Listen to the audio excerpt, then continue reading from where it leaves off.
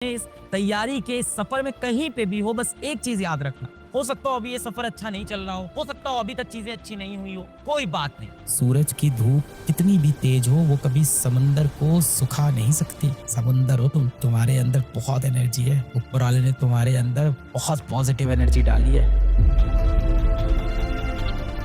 क्या इंस्टाग्राम दिन भर स्क्रॉल करना, यूट्यूब स्क्रॉल करना, दोस्तों के साथ घूमना, अपने समय को बर्बाद करते रहना, कोई मोबाइल गेम खेलना, किसी बेटिंग ऐप के चक्कर में फंस जाना, किसी तरह का नशा पदार्थ कर लेना, किसी ऐसे व्यक्ति के प्रेम में फंस जाना जो आपको महत्व नहीं देता और आप ही उसके पीछे भागे जा रहे हो, इतने भी इंपॉर्टेंट नहीं हो तुम। इस दुनिया में सबसे इंपॉर्टेंट इंसान कौन है? आप अच्छे इंसान हो। आप दिल से बुरे व्यक्ति बिल्कुल भी नहीं हो। आप बस फंस गए हो इधर उधर के माया जाल में। मिसाल के तौर पे सोच लो, मैं स्कूटी चला रहा हूँ, मैं स्कूटर चला रहा हूँ और मैं रास्ते में निकला, बहुत ट्रैफिक जाम हो गया। अगल बगल हर तरफ ट्रैफिक, पै पै हॉर्न बज रहा है, मैं परेशान हो गया। ऊपर से धूप आ रही है, मेरे पसीना निकल रहा है, मैं एकदम परेशान हूँ। अब मैं क्या करूँ? बगल से एक बड़ी सी गाड़ी आई, मुझे ठोकर मार के चली गई। अब मैं ऐसे अपना गाड़ी को खींचता हुआ जा रहा हूँ। क्या इसमें कहीं मेरी गलती थी?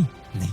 अब मैं क्या करूँगा? अपनी गाड़ी बनवाऊंगा, वापस बैठूंगा और चल पड़ूंगा। अगली बार ऐसा रास्ता लूंगा जहाँ पे इतना ट्रैफिक ना हो। धूप लग रही है, अगली बार कैप पहन के चलूंगा। एक्सीडेंट हो रहा है, अगली बार अपनी नजर चौकन्ना रखूंगा, जैसे ही वो गाड़ी आएगी अपनी गाड़ी पीछे कर लूंगा। We have to learn from our mistakes. We don't have to regret over our mistakes. अरे किसी ने सिखाया ही नहीं यार सिचुएशन को हैंडल कैसे करना है। तुम्हारी गलती ही नहीं है, तुम मन से अच्छे इंसान हो। आप बहुत अच्छे व्यक्ति हो अपने मन से। आपको किसी ने ये बात सिखाई ही नहीं कि जब कठिनाई आएगी तो करना क्या है। सबने हमेशा आपको सिर्फ डांटा है, सही से पढ़ाई करो, टाइम पे पढ़ाई किया करो, सुबह जल्दी उठा करो, मोबाइल मत इस्तेमाल किया करो, संभल के जाना, क्यों नहीं दिया तुमने टेस्ट में तुम्हारे नंबर क्यों नहीं आ रहे हैं। किसी ने ये नहीं बोला कि नंबर नहीं आ रहे हैं, कोई बात नहीं, फिर से उठो, फिर से मेहनत करते हैं। कोई कारण होगा जिस वजह से नंबर नहीं आ रहे हैं, उस कारण पे काम करते हैं। जब आपको लोग पूरे तरफ से जलील करते हैं, डांटते रहते हैं, तो आपको भी लगता है यार ये कंट्रोल मैं छोड़ देता हूँ। फिर वो साइकिल जब भिड़ने वाली होती है तो हाथ पैर छोड़ के आप सोचते भिड़ ही जाते हैं यार, देखा जाएगा। सूरज की धूप कितनी भी तेज हो वो कभी समंदर को सुखा नहीं सकती। समंदर हो तुम, तुम्हारे अंदर बहुत एनर्जी है। ऊपर वाले ने तुम्हारे अंदर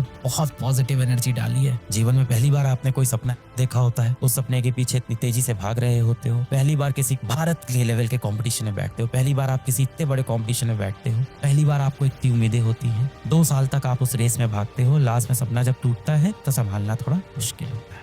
कंसिस्टेंसी इज द थिंग। मन भाग के कहीं और चला गया, 2 दिन खराब हुए, कोई बात नहीं। 2 दिन खराब होने के बाद ये मत सोचो कि ये हफ्ता खराब कर लेते हैं, मंडे से शुरू करेंगे, ये नहीं। 2 दिन खराब हुए, तीसरे दिन कम बैक करना है। मन को खींच के वापस लाए, तीसरा दिन अच्छा किया। 3, 4, 5, 6, 7 दिन सही हुआ, 8वां दिन फिर खराब हुआ। अब ये नहीं कि 3 दिन का गैप लेंगे फिर सही करेंगे, अगले मंडे से सही करेंगे, 1 तारीख से सही करेंगे, उसी वक्त चलो वापस आते हैं। कोई बात नहीं, आज 7 घंटा नहीं पढ़ पाए तो आज 4 घंटा पढ़े, कल पढ़ लेंगे वापस 7 घंटा। कोई बात नहीं, कल भी 5 घंटा ही पढ़ पाए, कल पढ़ेंगे 7 घंटा। पर गिव अप नहीं करना है कि आज मैं 7 घंटे नहीं पढ़ पाया, सिर्फ 1 घंटे पढ़ रहा हूँ, उससे अच्छा ना ही पढ़ूं। मन में यही आता है ना। हमारा मन ऐसे ही शैतान है एकदम। हमारी इंद्रियां जो बनाई गई वो ऐसी बनाई गई है जो हमें भटका दे। ये हमें ऊपर वाले ने ऐसे ही बनाया है कि इस पे कंट्रोल कर ले, तुम अपने दिमाग पे कंट्रोल कर ले। जिसने अपने मन को जीत लिया उसने इस संसार को जीत लिया। सबसे ज्यादा यही लगता है ना कि आज 6 घंटे पढ़ाई नहीं हो पाई है, तो आपने सोचा था कि आज मैं दिन भर में किसी भी तरह से 6 आवर की स्टडी करूंगा, आज मैं 6 घंटे पढ़ूंगा। आपने अपना टाइम टेबल भी बना लिया है कैसे कैसे पढ़ूंगा, कि शाम को 4 से 5 में ये सब्जेक्ट पढ़ूंगा, 5 से 6:30 में ये सब्जेक्ट पढ़ूंगा, फिर मैं ब्रेक लूंगा, फिर 7 से 9 ये पढ़ूंगा, फिर उसके बाद 10 से 1 तक ये पढ़ूंगा। ऐसे आपने कुछ अपना प्लान बना लिया है, कुछ इस तरह का। ऐसा कुछ भी आपने इस तरह से अपना एक प्लान बना लिया। हुआ क्या? आप 4 से 5 नहीं पढ़ पाए किसी भी कारण से,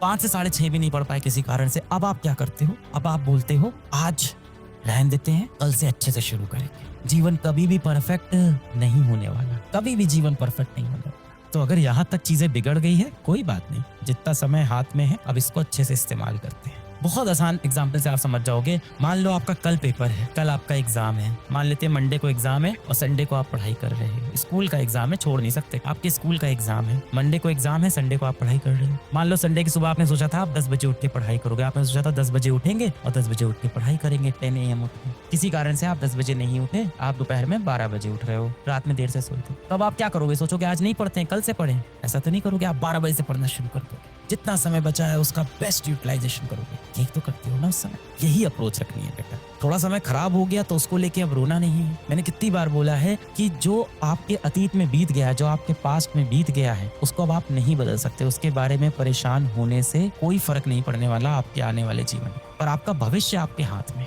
अपने बीते हुए कल को आप कभी भी सुधार नहीं सकते। जो पल चला गया, जो वक्त चला गया, वो चला गया, अब वो सुधर नहीं सकता। पर आपका आने वाला कल आपके हमेशा हाथ में है, उसे आप सुधार सकते हो। यदि तुमने अपना आने वाला कल सुधार लिया तो तुम्हारे बीते हुए कल में क्या हुआ था तुमसे कोई पूछने वाला नहीं है। इस जीवन में सबसे पेनफुल चीज क्या है? इस जीवन में सबसे दर्दनाक चीज बेटा ये नहीं है कि कोई लड़की आपको छोड़ के चली गई। इस जीवन की सबसे दर्दनाक चीज ये नहीं है कि आपके पास कोई महंगा फोन नहीं है। इस जीवन की सबसे दर्दनाक चीज ये नहीं है कि आप किसी एग्जाम में फेल हो गए। इस जीवन की सबसे दर्दनाक चीज है कि जब आप जवान हो, आपके हाथ पैर चल रहे हों और आपके माँ बाप आपकी वजह से रो रहे हैं, आपके माँ बाप की आंख में आंसू हो और उसका कारण आप हो। ये सबसे दर्दनाक चीज है। पर यही चीज कभी कभी खुशी देती है। अगर ये आंसू खुशी के हो तो माँ बाप की आंख में आंसू आए, मैं होने नहीं दूंगा, पर वो आंसू खुशी के हो तो चलेगा। अगर आप चाहते हो वो मोमेंट लाइफ में क्रिएट करो बेटा, वाकई में सेलेक्ट होना चाहते हो, रियलिटी में आप सेलेक्ट होना चाहते हो, वो सिलेक्शन वाले दिन आना चाहते हो, अपनी माँ बाप की आंखों में वो खुशी के आंसू देखना चाहते हो। दुख के आंसू तो आपने बहुत बार दिए परेशान करके उनको, और आपकी आंखों में आंसू होता है तो उनको दर्द होता है। उनको आपने तकलीफ के आंसू बहुत दिए हैं। अपने माँ बाप को रोता हुआ देखकर एक ही वक्त खुशी होती है बेटा, जिस दिन वो इसलिए रोए कि उनके बेटे ने, उनकी बिटिया ने जिंदगी में मचा दिया, उस दिन बुरा नहीं लगता बेटा। कभी आपके माँ बाप कभी भी घर के अंदर कभी उनकी आंख में आंसू आ जाए ना, आपको सबसे ज्यादा दर्द होता है। जहां पे भी हो आज आप अपनी जिंदगी में, अपने इस तैयारी के सफर में कहीं पे भी हो, बस एक चीज याद रखना, हो सकता हो अभी ये सफर अच्छा नहीं चल रहा हो सकता हो अभी तक चीजें अच्छी नहीं हुई हो, आप दिन भर बैठ के उन्हीं चीजों को मत सोचो। बार बार मत सोचो कि अभी तक क्या नहीं हुआ, अभी तक क्या नहीं हुआ, अभी तक क्या नहीं हुआ। क्या कल आपकी मृत्यु होने वाली है? पता नहीं, पर ऐसा कुछ आपको प्लान तो नहीं है ना कि आपको कोई बहुत कोई जानलेवा बीमारी नहीं है। आपके हाथ पैर चल रहे हैं, आपका दिमाग चल रहा है। क्या आपका एग्जाम कल है? नहीं है। क्या छूट गया? इसको मत देखो बेटा, क्या बचा है ये देखो। आप अभी इसी वक्त पे बेटा take time is equals to 0। आपके लिए ये प्रॉब्लम अभी शुरू हुई है। अपना time t is equals to 0 इस समय कोई बात नहीं। पिछली बार शंख बजा था, आप नहीं लड़ पाए थे, फिर से एक बार युद्ध का शंख आज बज चुका है। Set time t is equals to 0 अभी कर दे भाई, और दिल से, सच्चाई से, ईमानदारी से। जब ईमानदारी ना आए भाई, माँ बाप के बारे में सोच, दिल में ईमानदारी अपने आप आ जाएगी। उनकी मासूमियत के बारे में सोच, तेरे लिए कितना अच्छा सोचते हैं ये सोच, इनोसेंस के बारे में सोचो। दूसरी चीज बेटा, आंधी आए, तूफान आए, बरसात हो जाए, बाढ़ आ जाए, आप जब एक दिन छोड़ रहे हो तो आप ये समझना आप कंपटीशन में कितना पीछे जा रहे हो, ये दिमाग में डाल दो। तीसरी चीज बेटा, डीपीपी नहीं की सिलेक्शन नहीं होगा। और चौथी आखिरी चीज, टेस्ट दिया तो सिलेक्शन कंफर्म। एक और चीज होती है, बहुत इंपॉर्टेंट होती है, बहुत ज्यादा इंपॉर्टेंट होती है, विच इज रिविजन, जो कि आप में से कोई नहीं कर रहा होगा।